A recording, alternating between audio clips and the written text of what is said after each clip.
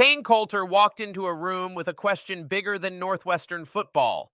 If players trained, traveled, played through pain, and helped create millions in sports value, were they only students? Or did they also have rights like workers on a job? In 2014, that question moved from locker room talk to a union vote, and college sports has never fully escaped it. Colter was the quarterback of the Northwestern Wildcats. He knew the work behind the Saturday game. The work began before the crowd came in and kept going after the lights went out. Practice, meetings, travel, class, study, and recovery filled the week. Players said the load was not just school life, it was a job with a scoreboard. The National Labor Relations Board, known as the NLRB, became the door to the fight. A regional NLRB office said Northwestern scholarship players could count as employees under federal labor law. That ruling did not settle the whole case. It allowed the players' effort to move forward and put one sharp idea in public view. A scholarship could be more than school aid. Northwestern rejected that idea. The school argued that its football players were students, not employees. That view had shaped college sports for years. The school, the NCAA, and many fans saw athletics as part of education. The players saw long hours, risk of injury, strict control, and money flowing through the sport. Both sides were now tied to one ballot. The 2014 vote was the pressure point. Northwestern scholarship players voted on whether to join a union. The union could have given them a shared way to speak about health care, rules, school demands, and the value created by their play. The vote itself mattered, but its final result never became the clean answer many people expected. That missing answer became part of the story. The case did not end with players standing together and receiving a clear legal win. It also did not erase the issues they raised. The ballot opened a door, then the legal system closed that door before the public could see where the vote would lead. For a player, speaking together carried a real risk. A star may have had more power than a reserve, but no player controlled the rules alone. The team controlled practice time, travel, roles, and access to the field. A player could care about school, a future career, and teammates while still asking who would protect the body that made the sport possible. The daily load was easy to miss from the stands. Fans saw the game. Players lived the hours around it. They had to prepare for a rival, learn a plan, sit in class, travel with the team, and return to schoolwork. When an injury came, the cost could last far beyond one season. The players said that cost belonged in the labor talk. Their case was not built on one bad loss or one angry night. It grew from the full season. A player might win on Saturday and still face pain on Sunday, classwork on Monday, and another hard week before the next game. The bright field hid the plain truth. College football demanded time, strength, and risk from people who had little control over the system. That is why the fight reached beyond Kain Colter. He became the name many people knew, but the case belonged to the Northwestern players as a group. A union would not have been a prize for one quarterback. It would have changed who could speak for the team when the school and the players disagreed. Inside the program, the question had a cost. Teammates had to weigh trust against fear. Would a union help the team stand as one? Would it bring more pressure from the school or the NCAA? No private thought should be guessed at, and no hidden motive can be claimed without proof. What is clear is that the vote forced players to make a public choice in a system built around control. The case also tested a strange line in college sports. Northwestern was a private school. Many of its rivals were public schools. Labor law could treat those schools in different ways, even when their football teams played under the same sports rules. One team might face a union case while another did not. The field looked equal, the law did not. That gap became central to the 2015 ruling. The full NLRB declined to take jurisdiction over the case. The board said a decision for one team could disrupt competitive balance across college football. In simple terms, the board feared that one school's labor status could change the race for players, money, and power across the sport. The ruling ended the union effort at Northwestern.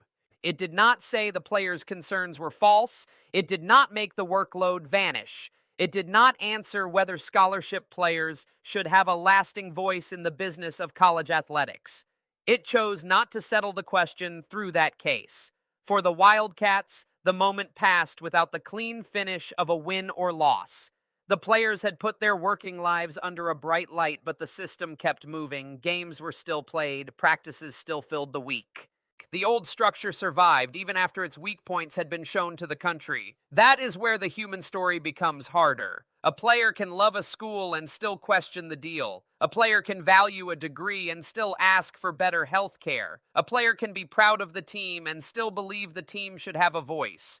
Those ideas are not enemies. The Northwestern case mattered because it showed how often college sports treated them as if they were. The money made the question sharper. College football creates value through tickets, broadcasts, sponsors, and school pride. Players are central to that value, yet the old model placed limits on what they could receive and say. The union case did not create that gap. It gave the gap a legal name and placed it before the public. Supporters of the players saw a simple exchange. Northwestern offered scholarships and education. Players gave time, effort, and athletic labor under team rules. The school saw the scholarship as part of a student experience, not a paycheck. The legal fight turned on which description carried more weight. That debate later became part of the road to NIL deals. NIL means name, image, and likeness. It lets athletes make money from their public identity through deals and other business work. NIL is not the same as a union, and it does not solve every problem. It can pay a player without giving the whole team a shared seat at the table. Still, the connection is hard to miss. The Northwestern players asked whether athletes helped create value and deserved more power. Years later, NIL deals made the value of an athlete's name impossible to ignore. The change did not come from one ruling alone, but the 2014 case helped frame the question that kept returning.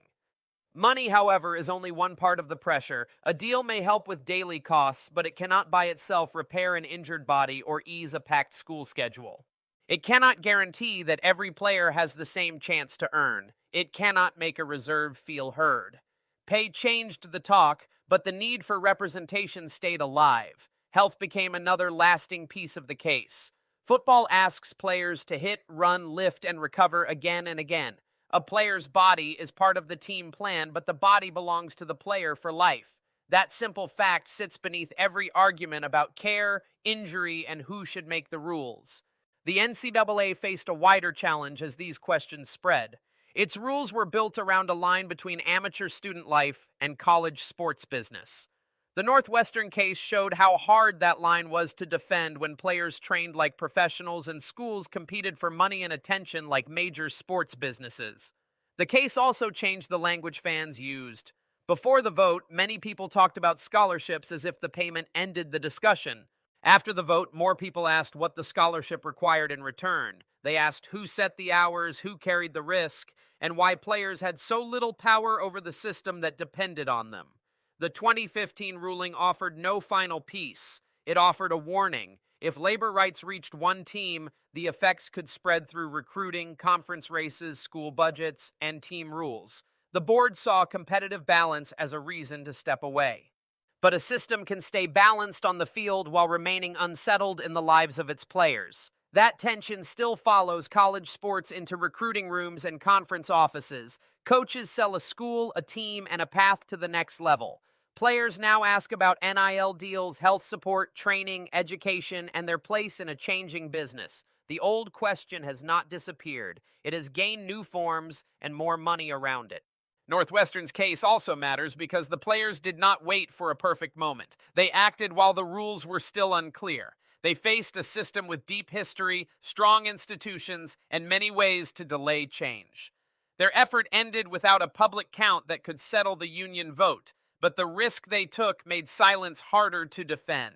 There is no need to turn every player into a hero or every school into a villain. The record supports a more human truth. Schools had duties, players had dreams, fans had loyalties, and the NCAA had a system it wanted to protect. Those interests collided because the players' work had become too large to fit inside the old student label. The Wildcats ballot still matters because it asked who gets a voice before the next crisis, before the next injury, payment fight, rule change, or court case. Who speaks for the player? Before the next season begins, can a team shape the deal that controls its time and health? Northwestern did not answer those questions. It made sure everyone could hear them. Kain Colter and the Northwestern players put a quiet part of college football on the record. The game was not only Saturday, it was labor, risk, school, money, and power spread across every day of the week. The union failed to take root through the NLRB case, but the idea survived. That is why the 2014 vote still matters. The ballot ended while the argument kept playing.